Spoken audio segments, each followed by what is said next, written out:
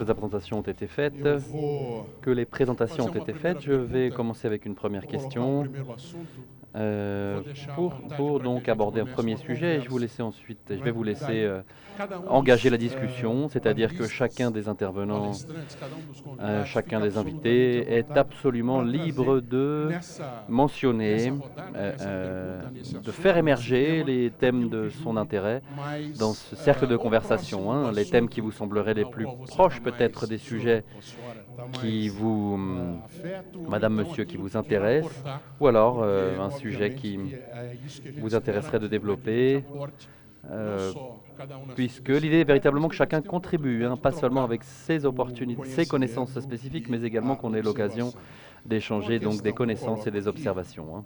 Bon, la question que je voudrais soulever pour commencer ici, c'est la question des interférences, ou alors comme on peut le dire parfois,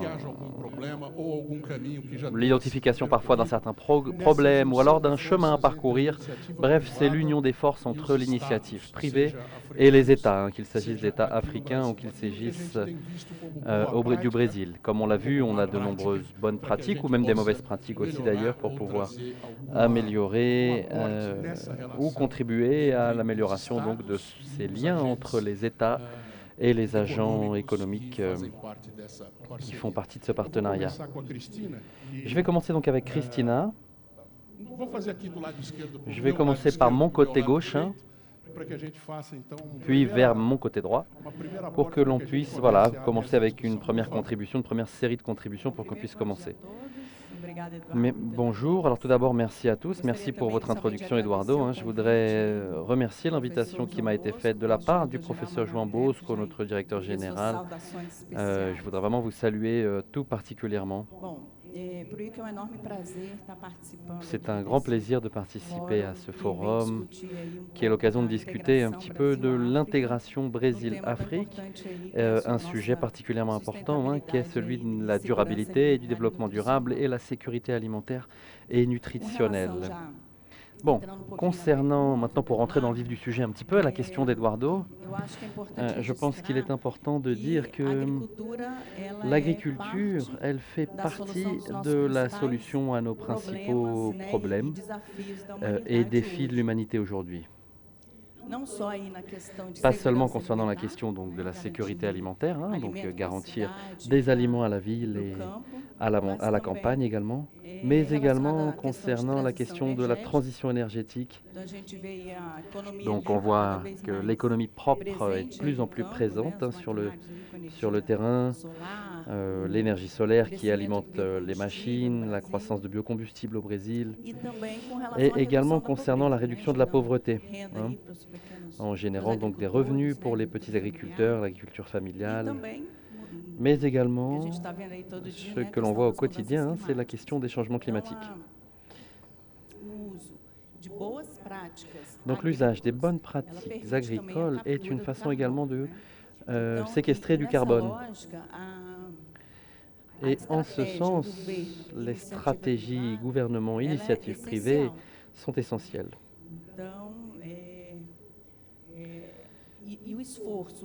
Et l'effort conjoint visant l'intégration de l'Afrique avec le Brésil est également important. C'est important d'avoir une initiative privée, le secteur privé, le gouvernement, les universités, le secteur de la recherche, la société civile, pour qu'on puisse atteindre le succès et trouver les bonnes pratiques en matière agricole. Le Brésil a beaucoup à contribuer en ce sens, hein. Je pense que le Brésil a véritablement cette mission consistant à partager et transférer des technologies qui soient adaptées et adaptées, disons, aux réalités locales,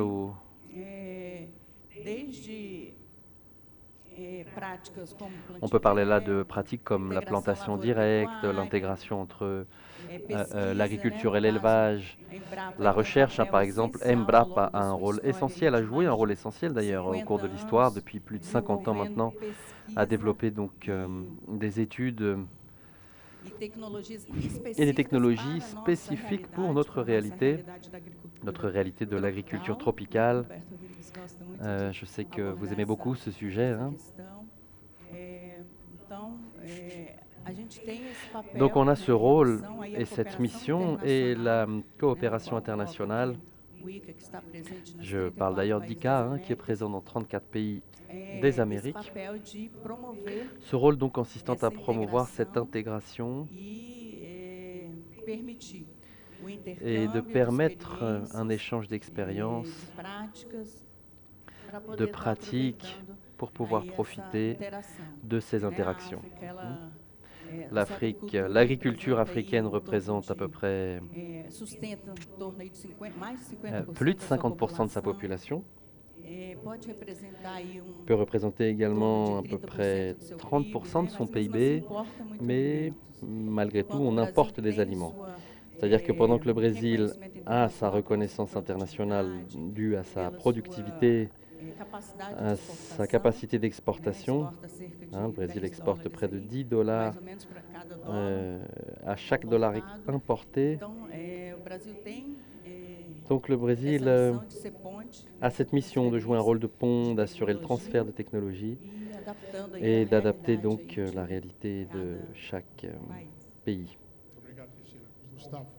Merci beaucoup, Christina. Gustavo, est-ce que nous sommes sur le bon chemin pour essayer de trouver cette conciliation?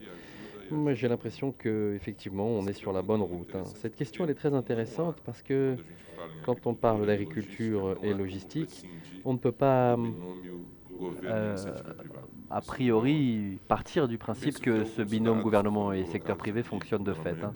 D'après ce qui a été dit ce matin par notre ministre des Relations extérieures, je suis tout à fait d'accord avec ce qui a été dit ce matin, hein. 60% des terres arables non cultivables, non cultivées, pardon, du monde se trouvent aujourd'hui sur le continent africain.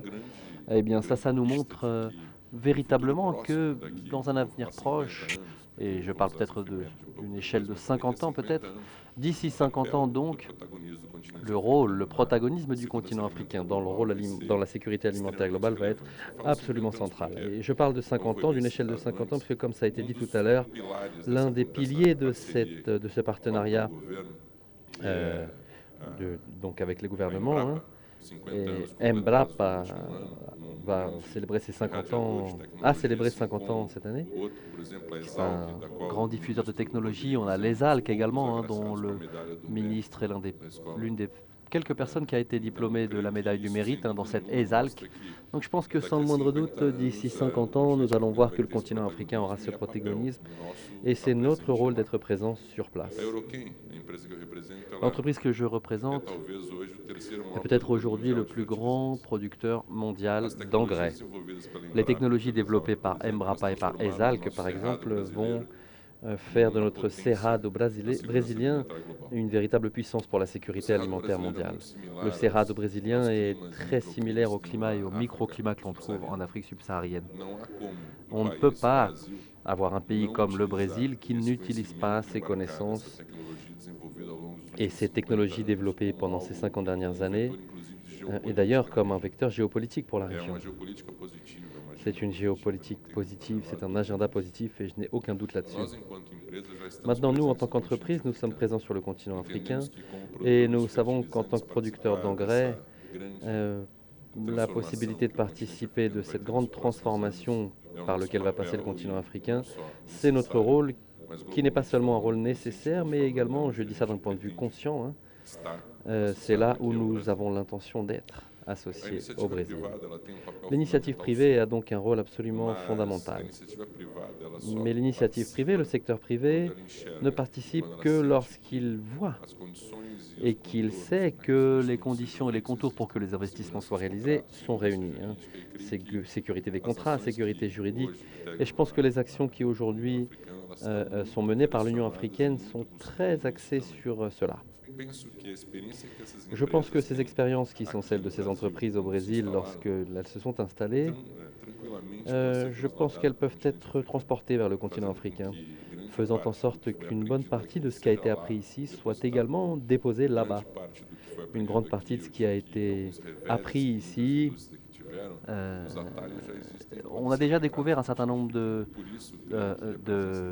raccourcis. Et c'est pour ça que la présence de notre ministre de Relations extérieures montre très bien l'engagement du gouvernement afin que ce pont Brésil-Afrique soit de plus en plus pertinent et de plus en plus présent au quotidien.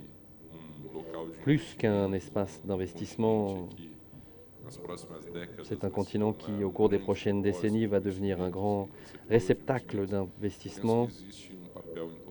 Et je pense qu'en tant que gouvernement, en tant que nation brésilienne, nous avons le rôle donc d'assurer ce rapprochement et faire en sorte que le Sud global soit non seulement une réalité, mais également quelque chose de pertinent à l'échelle globale au sujet donc de la sécurité alimentaire globale pendant ces prochaines années.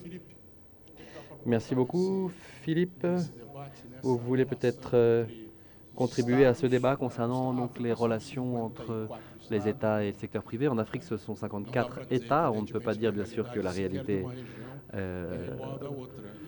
y a beaucoup de diversité dans le continent africain. De la même façon, d'ailleurs, au Brésil, nous avons également, en raison d'ailleurs de la conformité administrative et institutionnelle qui est la nôtre, nous avons également nos États, d'une certaine façon, hein, les communautés de la fédération, avec certaines différences de relations et notamment de quête pour la possibilité de contribuer en Afrique et également d'apporter depuis le Brésil, depuis l'Afrique vers le Brésil. Qu'est-ce que vous avez à dire à ce sujet-là? Merci, bonjour. Je remercie l'invitation qui m'a été faite par le professeur Bosco. Je pense que pour commencer peut-être mon intervention, je commencerai par citer un thème extrêmement important, hein, qui est d'ailleurs cité par l'ONU, qui dit que d'ici 2050, le monde devra produire plus de 50% d'aliments en plus pour éviter des crises graves, voire même des guerres liées à l'alimentation. Et ça, c'est tout à fait en lien avec ce que vient de dire Gustavo. C'est-à-dire que le principal sujet clé, c'est l'Afrique. L'information selon laquelle 60% des terres arables non productives du monde se trouvent en Afrique est une information qui nous montre que l'Afrique contient une bonne partie de la solution. Dans la mesure où on dispose de ces informations, maintenant, je pense que l'Afrique vit un moment qui ressemble beaucoup à celui qu'a vécu le Brésil dans les années 2000, qui a cessé d'être un pays qui était pratiquement un pays importateur et qui est devenu donc un pays exportateur. Et aujourd'hui, le Brésil est un pays qui nous donne la possibilité de débattre de la question de la production alimentaire, de la technologie alimentaire, des technologies alimentaires. Et pour parler un peu du côté du secteur privé, je dirais que la principale contribution du secteur privé, à mon sens, consisterait donc à transférer des technologies qui sont pratiquement développées par l'État, ici au Brésil, mais qui sont administrées par le secteur privé. Administrées, mais aussi parfois améliorées par le secteur privé. Et donc cette gestion du risque et de la planification qui a très bien été adoptée par nos producteurs ici au Brésil, eh bien, je pense que ce transfert vers les peuples africains, dont nous aimons dire que ce sont nos frères d'ailleurs, puisque nous avons des cultures proches, eh bien, je pense que c'est une question cruciale, hein. Brésil et Afrique tentent à intensifier ces relations et du côté privé, on peut contribuer donc avec nos expertises et à contribuer avec certaines questions, mais nous avons besoin donc de cette sécurité juridique, politique, pour faire en sorte que les investisseurs puissent avoir les retours assurés. Il faut comprendre qu'évidemment, tout le marché privé devra chercher du feedback. Et dans ces informations, je trouve que le Brésil peut non seulement apporter pour cette partie technologique, mais il doit se positionner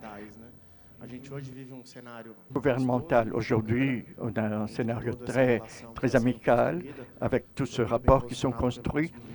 Ce qui a été rapporté par notre ministre, c'est un premier pas. Et il y a des années qu'on le fait. Il faut que les choses évoluent comme on attend. Merci Philippe. Gilberto. À partir de votre expérience, vous avez voyagé pendant tout le continent, dans tout le continent.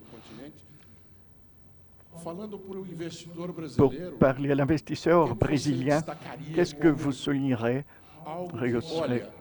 comme quelque chose d'important en disant, bon, ici, vous pouvez, au-delà du marché proprement, où est-ce qu'on peut collaborer, où est-ce que vous voyez ce besoin de certains, une bonne partie, comme vous voulez, de partager ces besoins et ces questions qui sont encore à la recherche d'une solution. D'abord, je voudrais remercier l'invitation pour participer à ce débat. Et cela est lié à la raison de la création de la zone de libre commerce de l'Union africaine. C'est la première fragmentation du marché africain. L'Afrique, en termes de territoire, c'est 4 fois plus grande que le Brésil. Et si on compare avec un pays avec la même population comme l'Inde, l'Afrique serait 10 fois plus grande. 1 milliard, 10 millions, 100 millions de clients potentiels. Mais il y a une situation avant la création de la zone de libre commerce. Mais il faut trouver un autre régime. C'est différent de faire ce qu'on a déjà fait. Et la création d'une zone de commerce avec une harmonisation et simplification des procédés, alignement de régimes commerciaux, ça c'est toujours très bien pour les investisseurs. Ça leur donne la possibilité de prendre parti et dans ce sens, le Mozambique pourra exporter plus facilement vers d'autres pays africains. Le second aspect est lié à la question du désalignement entre le potentiel de l'Afrique et la situation où elle se trouve. Là, on a fait la référence de 60% des terres arables en Afrique et en termes aussi de richesse des minéraux. L'Afrique a le tiers des réserves de minéraux, disons 40% des réserves d'or, des réserves de cobalt aussi, 90% de réserves de platine. Mais la position de l'Afrique dans l'économie globale ne reflète pas ce potentiel. La partie du commerce africain dans le commerce total, ce n'est que de 2,1%. Et ce que nous produisons, c'est moins de 3% par rapport au PIB mondial. Donc, c'est référentiel. Pour référentiel la zone de libre commerce, l'idée, c'est de créer une économie plus compétitive et contacter l'Union européenne, du Portugal à la République tchèque. Et si on fait une étude là, on verra qu'il y a un avant et un après de l'adhésion de l'Union européenne. Et à partir de là, on peut avoir des exemples vivants du rôle de l'intégration régionale dans les rapports mondiaux.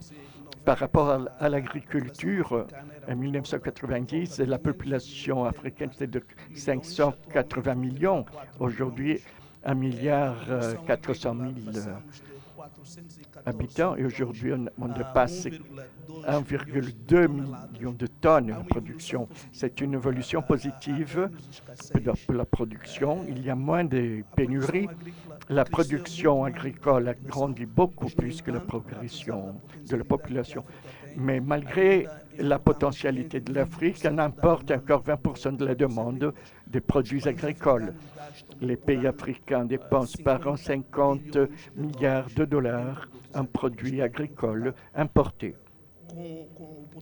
Avec le potentiel existant et avec la création d'une condition plus grande d'investissement, nous croyons que l'Afrique deviendra de plus en plus attrayante aux investisseurs, y compris les investisseurs brésiliens.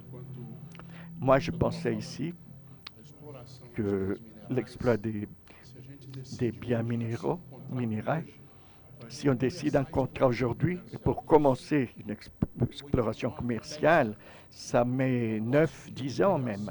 Ou pas qu'une intégration dans le secteur agricole et le secteur de l'alimentation, dans l'espace de 2 ans, on produit et on augmente la production. Donc, on a une capacité déjà donnée des circonstances et des besoins. Le marché, littéralement consommateur d'aliments, il est avide de commencer cette production demain même. Et on a les conditions de donner ces apports. Évidemment, on ne va pas oublier les investissements pour exploiter ces minéraux. Mais cela demande des millions, des milliards pour commencer, des décennies pour commencer l'exploitation. Même si les valeurs ne soient pas les mêmes, c'est un domaine où on peut commencer à produire pour la consommation interne et même pour l'exportation entre les pays africains au départ et d'autres parties du monde après, mais plus rapidement. Professeur Alberto Rodrigues, c'est un plaisir de vous recevoir ici. On a eu ces opportunités le long de toutes ces années et le Brésil, sur cet aspect, l'État brésilien a toujours eu un rapport avec l'Afrique. C'est un espace ouvert les dernières années. Maintenant, heureusement, on reprend cet engagement de tout l'État brésilien, tous les secteurs du gouvernement, parce qu'on a perdu les dernières années pour le rapport du secteur privé brésilien et africain. Et ça fait que ce manque d'intérêt du gouvernement brésilien ne s'est pas reflété dans les autres secteurs, en spécial dans l'agriculture. Eduardo, merci de cette opportunité. Je remercie Jean Bosco qui m'a donné la chance d'être ici avec vous. Les thèmes principaux ont déjà été abordés. Christine l'a dit de manière très claire. Elle a souligné le fait qui me paraît fondamental, c'est que le monde contemporain a perdu ce qui était essentiel pendant l'après-guerre. C'était la question de la multilatéralité. Les institutions multilatérales ont perdu leur protagonisme. On ne sait pas ce qu'ils font à l'ONU, par exemple. On ne sait pas qui est le secrétaire général de la FAO, l'organisme de l'alimentation de l'ONU, l'OMC, qui régit le commerce dans le monde. Bon, en fait, il y a une perte du protagonisme de la multilatéralité dans le monde. Ça a perdu cette stratégie gouvernementale globale. Cette perte d'une direction collective, ça crée une érosion dans la démocratie.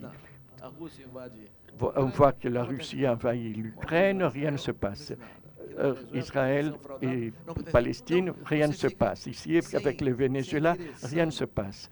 Donc, on n'a pas une direction globale qui puisse gérer cette perte de la démocratie et la paix universelle.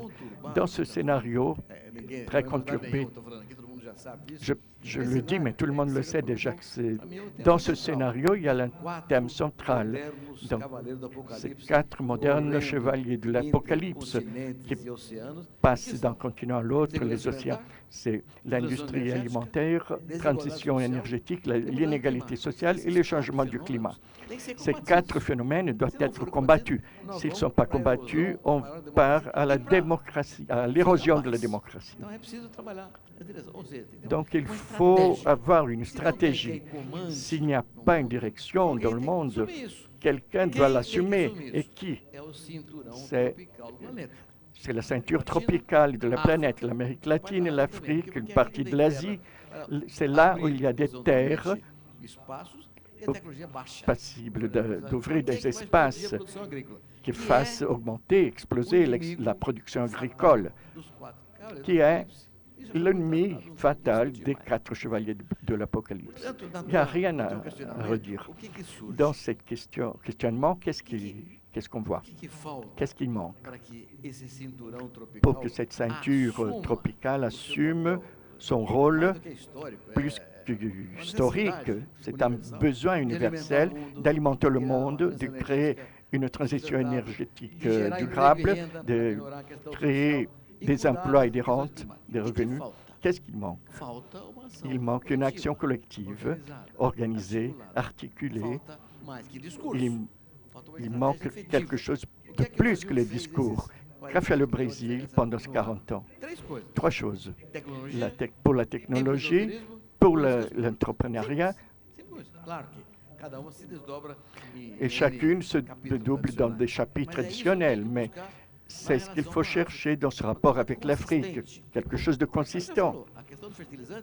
Là, on a parlé de la question des engrais.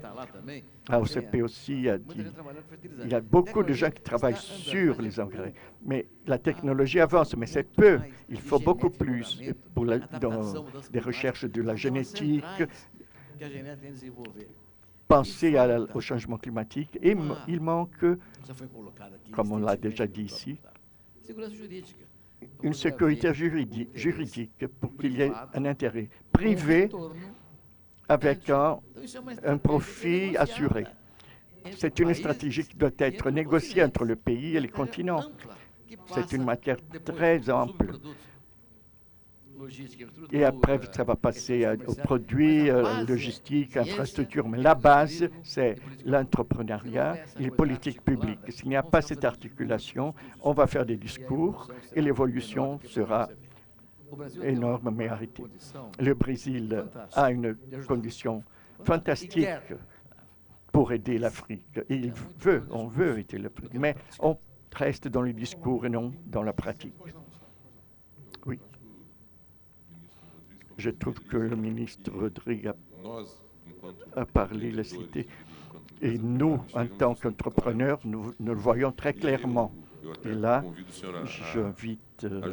je vous invite à nous aider dans nos articulations avec le ministre Favaro.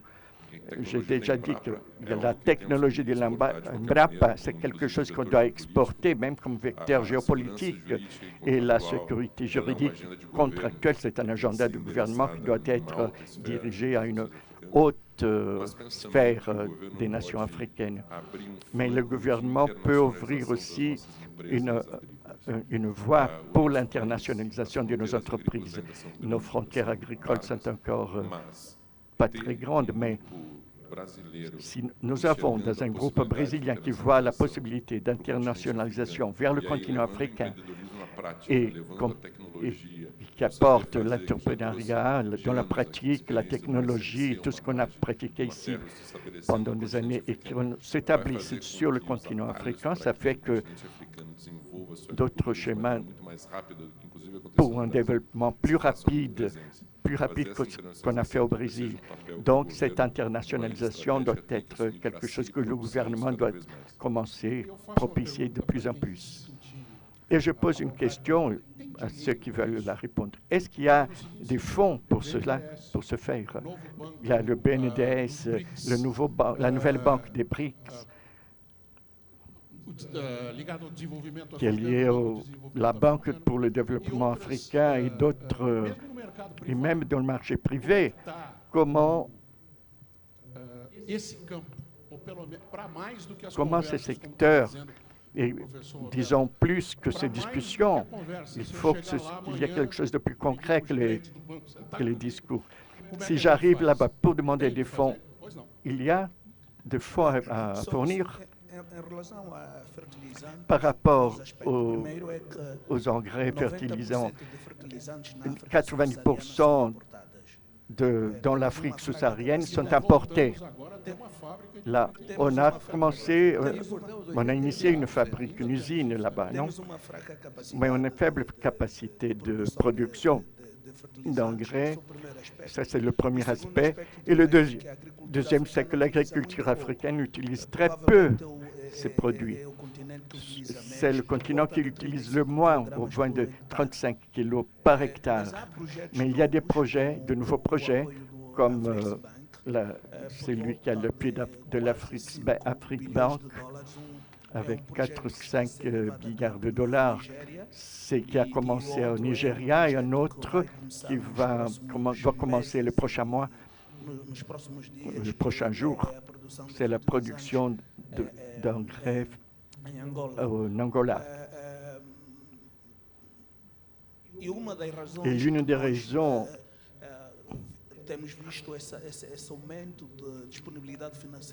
pour laquelle on a vu cette difficulté financière pour de grands projets, c'est lié à ce qui s'est passé à cause de la guerre en Ukraine et Russie. Et on a une augmentation de l'inflation en Afrique de presque 80%. Et des pays comme la Russie, la Bélarus produisent presque la plupart du potassium, et quand il y a des décisions politiques, d'autres actions aussi ont toujours des effets collatéraux sur la production agricole en Afrique. Je cite un point important aussi. Logistiquement, l'Afrique est très importante pour le Brésil. Je trouve que toutes les entreprises du marché privé, quand elles commencent à travailler en exportation, elles ciblent le Moyen-Orient et le marché asiatique. Mais pour nous, l'Afrique est très intéressante d'être bien située en Afrique. Donc, c'est très important ce que Fabio a dit. Il faut avoir ce dialogue politique pour que les entreprises puissent se positionner d'une meilleure manière sur le continent africain. Et en parlant des engrais, 70% des réserves de potassium du monde se trouvent dans le continent africain, non? C'est ça? Potassium au Canada, en Russie, et peut-être au Maroc. Ah, c'est le fossile.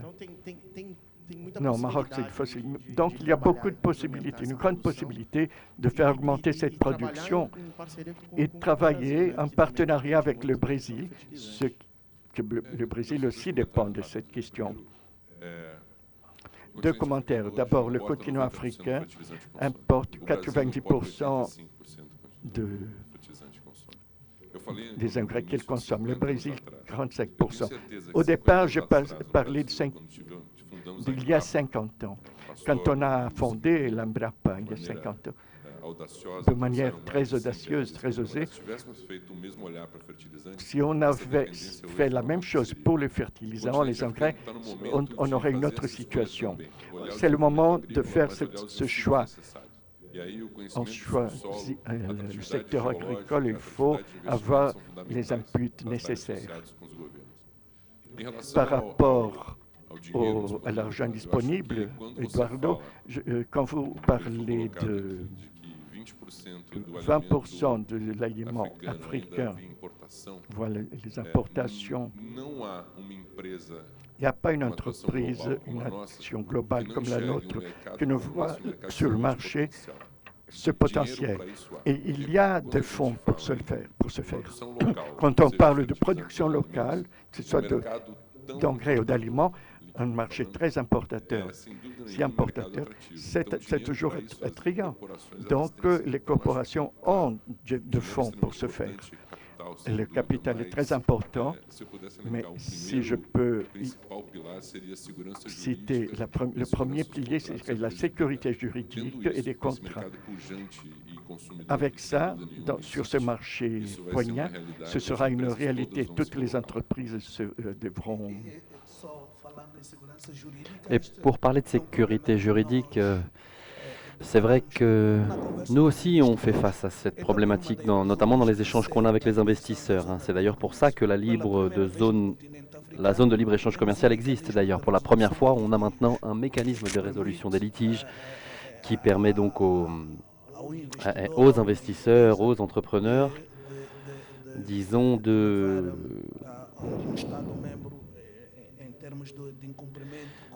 travailler avec un État membre au niveau donc du respect des protocoles qui existent concernant donc la zone de libre-échange. Je vais conclure en disant que je suis d'accord avec Gustavo, hein, c'est un sujet essentiel, là. Mais la question, est-ce qu'il y a de l'argent? Bon, bien sûr que c'est là une discussion qui est théorique, mais la réponse est oui, il y a de l'argent. Moi, j'ai eu le privilège notamment de créer au sein d'Embrapa, au Ghana, on a fait extrêmement rigoureuse. On a choisi le Ghana pour faire un investissement de façon très rigoureuse. On a installé et qu'est-ce qui s'est passé? Rien du tout. Embrapa n'a pas avancé, il n'y a pas eu de demande, il n'y a pas eu d'investissement. Vraiment, les choses ont... la mayonnaise est retombée, disons. Donc, il y en a de l'argent, mais il en faut plus et il faut surtout des stratégies. Il y a un sujet d'ailleurs que parfois on frôle hein, quand pour voir si ça ne fait pas un petit peu avancer les choses. C'est concernant donc la coopération tripartite. Je vais vous donner un exemple qui est celui de mon expérience personnelle. Hein. Le programme du Cerrado, par exemple, qui unit le Brésil et le Japon. Il manquait des aliments au Japon. Donc le Japon avait de l'argent mais n'avait pas de terre et donc ils ont... Moi, je viens d'une époque où, quand on parlait du Cerrado, personne n'en voulait. Mon père était agronome d'ailleurs, c'est lui qui m'a passé un peu cette impression. Donc ce programme, il a fonctionné entre le Brésil et le Japon. Ça a été bon pour le Brésil, ça a été bon pour le Japon. Le Brésil et le Japon ont intérêt à développer l'Afrique, parce que ça va être la plus grande zone de production du monde dans quelques décennies. C'est donc un marché fondamental et c'est également un marché qui doit recevoir des investissements et on doit aussi donner de la dignité aux personnes. Donc c'est pour ça que je parle d'une action tripartite entre le Brésil avec la technologie, le Japon avec l'argent, l'Union européenne avec de l'argent. Avançons pour de bon. Établissons une stratégie consistante, négocions avec les gouvernements africains, avec les gouvernements des pays en développement aussi. Les États-Unis aussi ont intérêt à ce que l'Afrique se développe. Tout le monde a intérêt à ce que l'Afrique se développe. C'est pour ça qu'il faut mener des actions articulées et à l'échelle internationale. Nous, notre rôle, c'est la technologie. Hein. Je pense qu'on peut beaucoup aider avec la technologie. On a l'intention de le faire. D'ailleurs, je me suis rendu en Afrique récemment. Les investisseurs veulent investir sur place, mais il faut qu'il y ait de la tranquillité, de la visibilité, de la stabilité. Ma première relation commerciale avec l'Afrique, c'était en 2009. Hein. Ensuite, j'ai vécu au Mozambique, après j'ai vécu en Angola. Ça fait 15 ans donc que je suis revenu plusieurs fois, mais ça fait donc tout ce temps-là que je suis la question de l'espace, de l'intérêt qui existe et ce que nous devons faire. Hein. 15 ans à l'échelle des relations internationales, c'est peu, c'est sûr, mais ça fait déjà une génération et demie. Et on pourrait, on aurait pu en fait depuis tout ce temps avoir avancé sur ces questions-là. Hein. Je voudrais profiter maintenant de vos connaissances concernant les 34 pays qui font partie de l'organisation. Est-ce que sur notre continent, comme l'a dit le professeur Roberto, est-ce qu'il est commun de trouver un intérêt pour le développement de l'Afrique sous tous ses aspects, de telle sorte que nous, non-africains, puissions également bénéficier à commencer donc par la question de l'alimentation. Oui, alors cette intégration entre les Amériques et l'Afrique, elle a lieu à différents niveaux, bien sûr. Hein. Je pense que le Brésil a un protagonisme qui est important du côté des Amériques afin d'assurer ce dialogue. Hein. Il s'agit donc de structurer un échange de connaissances avec l'Afrique. Et je mentionnerai peut-être certains axes possibles d'intégration à partir de votre question. Je parlerai donc dans un premier temps des investissements, comme ça a été dit, hein, investissement, technologie, innovation, développement de compétences. D'ailleurs, IC a déjà effectué certaines incursions dans le sens de renforcer cette intégration. Hein. Déjà en 2022, on a organisé la réunion ministérielle Amérique-Afrique avec plus de 40 pays qui étaient réunis en partenariat avec l'Agence de développement de l'Union africaine, justement pour discuter des défis des systèmes agroalimentaires. Ensuite, aux côtés, on a aussi fait un partenariat entre l'ICA et l'AGRA, qui est l'Alliance pour la Révolution verte en Afrique, qui a consisté à lancer une initiative qui s'appelle Sol vivant pour l'Afrique. On a commencé avec Sol vivant pour les Amériques, puis on a évolué vers l'Afrique, justement en vue de disséminer de bonnes pratiques agricoles allant dans le sens de la récupération des sols. Comme le dirait un grand spécialiste en prix Nobel de la paix, prix Nobel de l'alimentation, ambassadeur de la bonne volonté de l'État, Dr Ratan Lau, il dit lui-même, lorsque le sol est pauvre, la population est pauvre. Donc il insiste là sur l'importance de régénérer les sols qui vont pouvoir générer de la productivité, réduire les gâchis. Et au Brésil, en tout cas dans les Amériques, le Brésil a véritablement le rôle de divulguer ces technologies. Je peux parler également du renforcement de la chaîne productive, de la chaîne de valeur agricole, et ce depuis la production et jusqu'à la commercialisation en passant par la logistique. Ce sont des choses qui ont déjà été dites d'ailleurs là, afin que l'on parvienne à échanger véritablement des technologies, des machines, l'agriculture de précision, l'agriculture qui utilise l'intelligence artificielle, voilà, autant de choses qui, à mon avis, pourraient faire l'objet d'échanges entre nous. Je pourrais mentionner également ici l'accent mis sur certaines pratiques durables et éthiques. On a beaucoup à faire avec l'Afrique. Le Brésil, notamment, est un player important dans ce marché, notamment le marché des certifications donc de pratiques durables. Ça pourrait servir là d'exemple d'ailleurs pour certains insights pour l'Afrique. Et enfin, une expérience plutôt au niveau des politiques publiques dont nous disposons.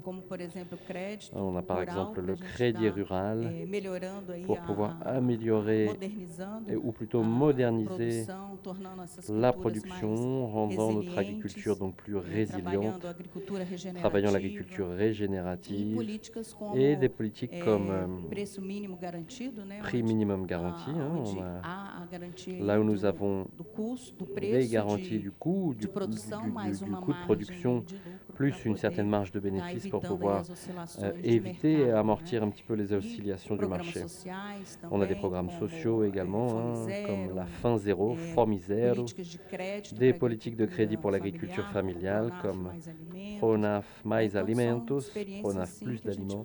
Ce sont donc des expériences que l'on peut peut-être, tant du point de vue des Amériques que du Brésil en particulier, des initiatives à travers lesquelles nous pouvons soutenir les pays africains et bien évidemment en respectant toujours les particularités des uns et des autres. Je remercie Christina, je remercie... Allez-y professeur, oui.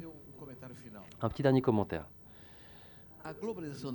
La globalisation de l'économie a pour conséquence au niveau de l'agriculture du monde qui est que la marge des producteurs a été réduite.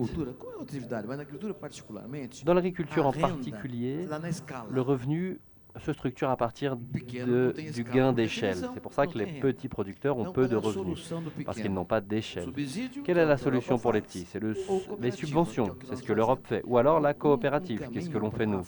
On peut penser à un chemin pour l'Afrique, notamment si l'on pense la création de valeur ajoutée, la diffusion de la technologie, eh bien c'est vraiment le coopérativisme, je pense. Donc on a vraiment une politique publique là qui a été développée de façon très vigoureuse. Voilà, je voulais juste dire ça pour terminer.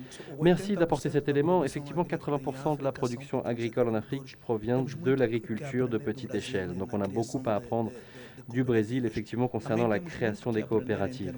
On a beaucoup à apprendre également en termes d'innovation et surtout, de notre côté, nous avons beaucoup à faire encore au niveau des activités afin de présenter l'Afrique comme étant un continent pour les investissements.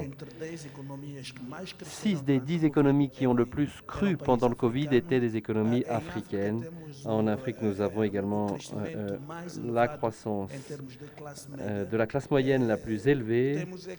Nous devons redoubler d'efforts afin de présenter véritablement les potentialités qui existent et continuer le travail au niveau de la sécurité juridique, au niveau de la création d'un environnement de plus en plus propice aux investissements et aux investisseurs. Merci. Merci beaucoup. 30 secondes peut-être pour faire une conclusion. Je suis tout à fait d'accord avec le ministre lorsqu'il dit que le grand antidote pour les 4 chevaliers de l'apocalypse moderne, c'est la sécurité alimentaire qui sera garantie par nos non tropicales. Je pense donc que dans cette carence, disons, qui existe dans le manque de relations bilatérales qui caractérisait les dernières années, je pense qu'il faut qu'un côté assume un certain protagonisme. Et je dirais que le Brésil, en vertu de sa proximité géographique, climatique et linguistique avec l'Afrique, je pense que le Brésil a un rôle qui peut, sans le moindre doute, peut servir comme un grand articulateur de ces efforts. Lorsque l'on parle de l'Europe, des pays impliqués qui subventionnent, ça a tout à fait son sens, puisque si l'on pense au continent africain, qui est un continent qui a vocation à devenir un continent en développement pour de vrai. Il n'y a pas d'initiative sur le continent africain faisant en sorte que la sécurité juridique dont on a besoin va se renforcer de plus en plus sur le continent afin de garantir que le futur de l'avenir, le futur du continent, mais également toute l'humanité soit garanti. Oui, non, juste pour clôturer, je vous remercierai pour cet échange très enrichissant. C'est des informations très importantes. J'ai d'ailleurs vérifié la question du potassium et c'est vrai que le Maroc, en effet, est un grand... Du potassium, oui, effectivement, je vérifiais à l'instant sur les... Le Maroc est un grand producteur donc de aussi de phosphate, puisqu'ils ont bien sûr les plus grandes mines de phosphate. Voilà ce que je voulais dire et je vous remercie pour les informations et l'information. Bon, ce qui est beau dans ce forum, c'est que la table ronde se termine, mais on a l'opportunité de continuer nos échanges. C'est pour ça que d'ailleurs servent ces rencontres. Juste le 16 octobre, le 16 octobre, c'est le jour mondial de l'alimentation. Là, dans quelques jours. Ah non, c'est le 13. Ah, c'était donc hier, c'est ça. Le jour mondial des engrais.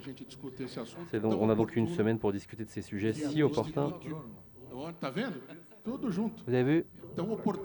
C'est vraiment un moment opportun donc de commencer le forum avec cette table ronde. Merci beaucoup aux participants, merci à vous. Nous avons encore beaucoup à faire dans le cadre du forum Brasil-Africa. Merci beaucoup.